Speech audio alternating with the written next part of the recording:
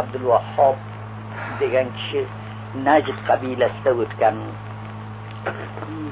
O'zi olim bo'lgan-u, biroq buni o'zi Abdulvahhobni o'zi tashkil qilmagan bu mazhabni. O'g'li Muhammad ibn Abdulvahhab tashkil qildi. Otasi necha bor o'g'liga nasihat qilgan ekanki, "Ey o'g'lim, sen bu yo'lni tark qil, bunday qilma" degan. Lekin otani gapiga quloq solmagan. U bolasi shu mazhabni joy. Mana shunday bo'lib bir muncha firqalar shuni yo'liga kirib, shularni Vahhobiy deb ataladi. Endi bu Vahhobiylar hech bir mazhabga muqayyat bo'lmasdan mazhab degan gap yo'q deb masalan o'zlari g'ayri muqallid hisoblaydi o'zlari. G'ayri muqallid, ya'ni biz hech kimga taqlid qilmaymiz. Bizga deydi hadis, Qur'on bo'ladi. Endi hadis, Qur'on bo'ladi deganni orqasida biz uni kofir demaymiz. Bildingizmi? U xalqni hukmi kufr qilmaymiz. U xalqni hukmi kufr qilganligini sababi mana bu Misr olimlari Najdiylarni kofir deb hukm qilib fatvo chiqargan ekan.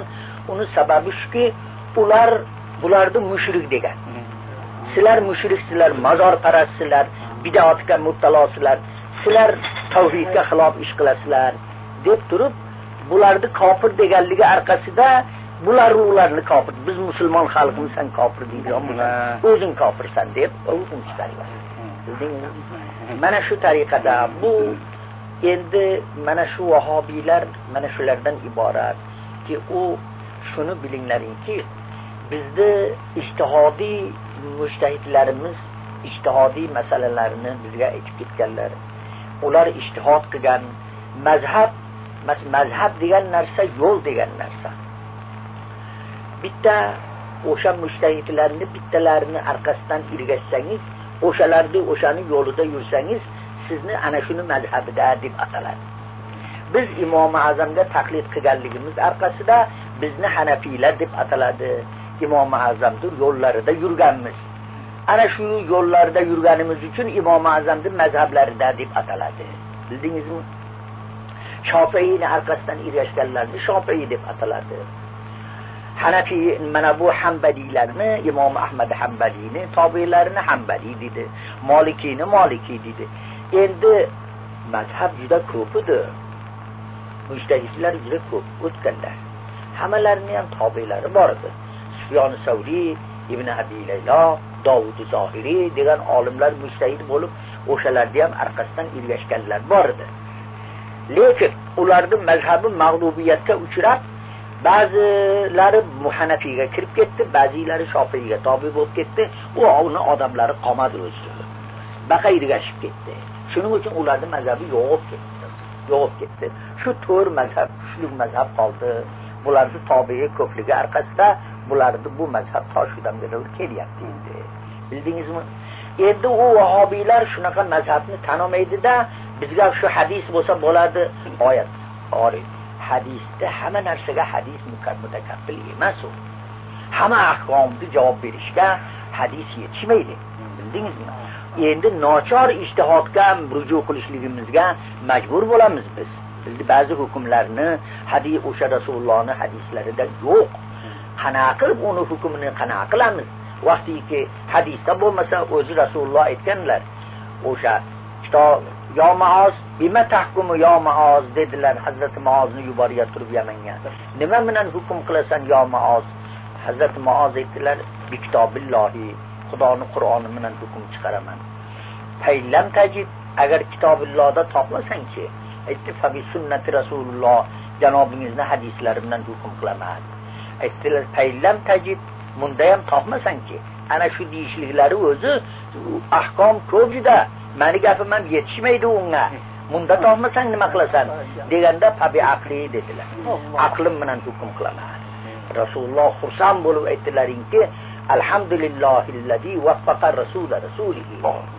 Xudoga hamd sano bo'lsin, rasulini tavfiq berdi ekan. Aqlim bilan hukm qilaman deyishligini o'zi ijtihod qilaman degan so'z. Bildingizmi? Endi Rasululloh sallallohu alayhi vasallam davrlarida ijtihod qilganmidi hech kim? Rasululloh ham ijtihod qiluvdilarmi? payg'ambarning ijtihodida ham xato bo'ladimi, yo'qmi? Mana bu savollar bu. Bilding? Ori, payg'ambarning ijtihodida ham xato bo'ladi. Agar vahiy kelmasa, ijtihod qilgan bo'lsalar aql bilan xato bo'lishi mumkin. Chunki u kishi ham basharlar, axir insonlar. Inson xato qilmay hech imkoniyat yo'q. Mana bitta misol fidya olish to'g'risida mana jang Badrda asir bo'lgan kofir mushriklarni, asir bo'lganlarni ashoblar ixtilof qildilar. Ba'zilari aytdilar, o'ltiramiz shularni hammasini, 70 kishi asir bo'lgan, hammasini boshini kesish kerak. Hazrat Umar mana shu tarafda edilar. Hazrat Abu Bakr Siddiq Rasulullohga aytdilaringki, yo'q ya Rasululloh, bularni pushti kamaridan musulmonlar bo'lar, axir bularni o'ltirib yuborishimiz nima foyda beradi? Bularni xuni bahosini bersin, o'zini qo'yib beraylik. Bu bir taraf bo'ldi. Ashoblar shu ikki taraf bo'lib qoldi.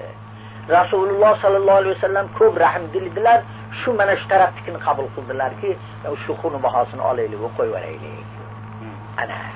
Mana shundan keyin shu hammasiga fidya qo'yib, o'zini xuni bahosini to'lab qutuldi shular. Qutulib ketdi. Mushriklarni qo'yib oldilar. Biroq keyin oyat keldi. Oyat Xudo tarafidan Jibril alayhisalom. Ma kana lin-nabiy an yakuna lahu asra hatta yuskhina fil ard turiduna 'arada al-hayati ad-dunya wallahu yuridu al-akhirah wallahu azizun hakim. Nabiyga joiz emasinki mushriklar qo'liga tushsa, asir bo'lsa-yu, uni pulini olib qo'yversa. Uni jazo berish kerak edi. Nima uchun qo'yverdilaring? Sizlar dunyo uchun shunday qildilaring. Dunyosini olaman deb shunday qildilaring. Ana itob keldi. Ana Rasululloh sallallohu alayhi vasallamning ijtihodlari, mana bu tarafda ijtihodi hammasi xatoga chiqdi. Hazrat Umarning ijtihodlari to'g'ri chiqib qoldi. Ana Xudo ta'yid qildi u kishini. Shunda Rasululloh aytgan ekanlar, Parvardigordan shu qilgan ishimizga agar balo kelsa, Umar qutulardi, shular qutulardi. Biz qutulmas edik. Ana shunday degan ekanlar. Bildingizmi? Shu qilgan xatomizga Xudo balo yuborsa, bizlarga kelardi bu balo, ana ular qutulib qolardi degan ekanlar. Demak, xato ijtihodda Rasulullohga ham bo'lar ekan bu. Bildingizmi? Endi lekin mana shuni farqini bilinglaringki, payg'ambarlarning ijtihodida xato bo'lsa, o'shanida jazolaydi uni. Xudo taolo darrov ogohlantiradi. Bu ijtihoding xato bo'lsa dedi. Ana bundan keyin bunaqa qilmagin dedi. Ammoki mujtahidlarimizni da xato bo'lsa-chi, bularga savob beradi xatosiga. Bu qiyomatga doğru boraveradi bular. Xato bo'lsa ham boraveradi. Mana Imom Azam nechta masalada xato qilgan bo'lsalar, imomaynikiga fatvo berishgan, imomaynikini tarjih berishgan, yo Imom Shofiyni aytganlari ma'qul deyishgan. Mana u kishinikini xato degan bo'lsa ham kitoblarda kelyapti uni. Uni yo'q ketgan yo'q. Bildingizmi? O'sha ijtihodi xato bo'lsa ham turaveradi u. O'zgartirilmaydi. Ammo anbiyonikini, payg'ambarlarnikini o'zgartiriladi. Bildingizmi? Endi bularni xatosiga nimaga savob bo'ladi? Agar haqni topsa ikkita savob bo'ladi, haqni topmay xato qilsa bitta savob bo'ladi. Nimaga? Shuning uchun savob bo'ladiki, bashariyat toqatini sarf qildi-da. U taraf Xudo ilhom qilmasa, bu javobgar bo'ladi. Qo'lidan kelgan mehnatini qildi-ku, niyatini ishlatdi. Biroq xato bo'lib chiqsa, u haq Parvardigorda birovga ilhom qilsa bo'ladi-da. Ilhom qilmasa, xato qilish bir marta turganda. Ana shuning uchun bularni mehnati uchun savob beriladi. Rasulullohning davrlarida yo'q edi.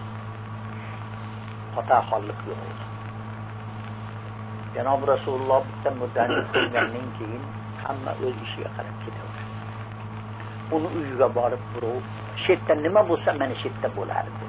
Istig'for, Rasululloh shuni gunohini tilash, shularga duo qilish shetda o'zida bo'ladi.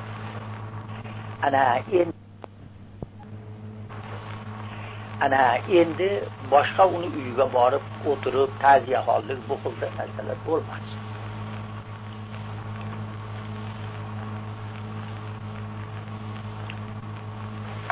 Endi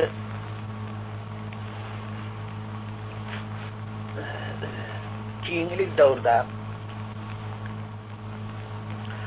qabristonda sura-i Taborak o'qiladigan bo'ldi.